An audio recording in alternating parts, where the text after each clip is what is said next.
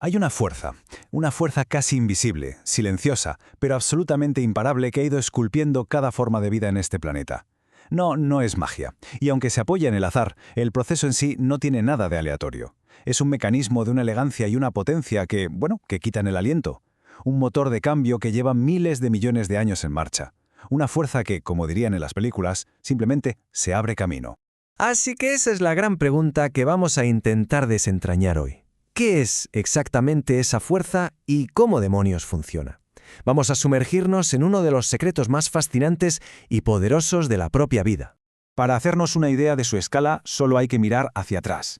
El registro fósil es como el guión de una película épica. Lo que vemos aquí es solo un fragmento de ese viaje, la evolución del caballo, por ejemplo, a lo largo de millones de años. Vemos cómo las formas de vida se transforman, se adaptan, son reemplazadas. Es la prueba irrefutable de que el cambio es la única constante en la vida, y todo está orquestado por este poder inmenso. Bien, toda gran historia necesita sus ingredientes, y para la historia de la evolución, el ingrediente fundamental, la materia prima con la que empieza todo, es la variación. Es que, si lo pensamos, es una verdad súper simple, pero a la vez potentísima. En cualquier grupo de animales, de plantas, de lo que sea, siempre hay un abanico de pequeñas diferencias. Y es justo ahí, en esa diversidad, donde reside todo el potencial para el cambio. Mira, este ejemplo lo ilustra a la perfección. Tenemos aquí a las polillas del abedul. Son la mismísima especie, Viston betularia. Pero fijaos, unas son claritas y otras oscuras. Esta diferencia de color no es algo que elijan. Es una variación que surge de forma natural en sus genes. Y este es el punto de partida de nuestra historia. A esto, la ciencia lo llama variabilidad genética. Básicamente son las pequeñas diferencias en el código genético de cada individuo las que producen este mosaico de rasgos. Sin esta variabilidad, la evolución no tendría con qué trabajar. Es literalmente el lienzo sobre el que la naturaleza pinta. Vale, ya tenemos el ingrediente principal, la variación. Ahora empieza el segundo acto, donde entra en escena el conflicto, la presión, la lucha por la existencia. Y en esta obra, el que manda, el que pone las reglas del juego y decide qué variantes siguen adelante y cuáles se quedan por el camino es el entorno. El clima, los depredadores, la comida que hay, todo eso conforma una arena con unas reglas muy estrictas. Y aquí está el punto crucial, lo que señalaron Darwin y Wallace. La idea es que nacen muchísimos más individuos de los que pueden sobrevivir. Y esto inevitablemente genera una competencia feroz, una lucha constante por los recursos, por el espacio, en definitiva, por la vida misma. Volvamos a nuestras polillas. Imaginaos la escena antes de las fábricas. Los árboles, limpitos, cubiertos de líquenes claros. En ese mundo, ¿quién tenía las de ganar? Pues claro, la polilla clara. Se mimetizaba de maravilla, mientras que la oscura era un blanco fácil, un aperitivo para los pájaros.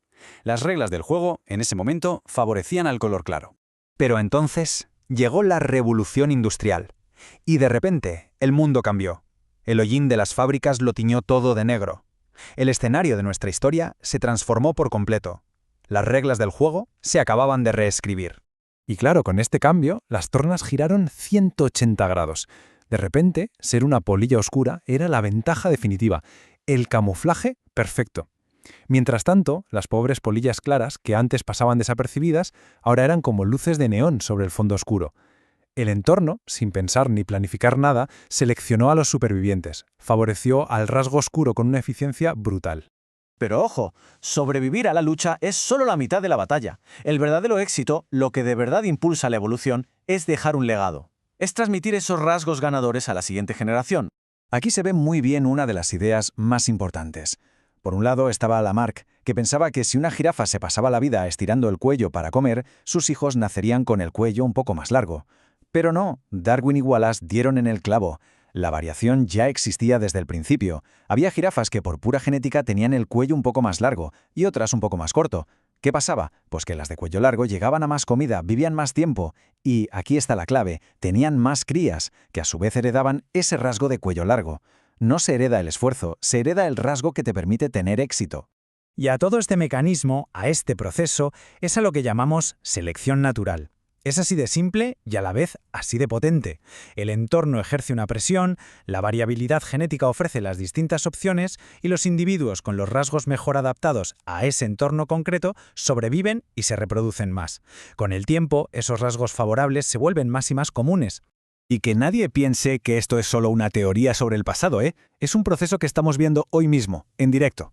En las bacterias que se vuelven resistentes a los antibióticos, en las especies que se adaptan al cambio climático, las pruebas están por todas partes. Mirad este caso, es uno de los más famosos, los pinzones de las Islas Galápagos. Esta gráfica es alucinante. Hubo una sequía tremenda en el año 77, y solo quedaron disponibles las semillas más grandes y duras. El resultado, los pinzones, que por casualidad tenían los picos un poco más grandes y fuertes, fueron los que pudieron comer y sobrevivir. Y fijaos en la curva de 1978, la del año siguiente. El tamaño medio del pico de toda la población había aumentado. Esto es ver la evolución con nuestros propios ojos, en tiempo real. Y si volvemos a nuestra polilla, aquí se cierra el círculo a la perfección. Vemos la variación inicial, vemos el cambio radical en el entorno y vemos el resultado, un cambio drástico en la frecuencia de los colores en la población. Es el ejemplo del libro, un ciclo completo de selección natural en acción que lo resume todo de forma impecable. Y todo esto nos lleva a una última idea, una pregunta para darle vueltas.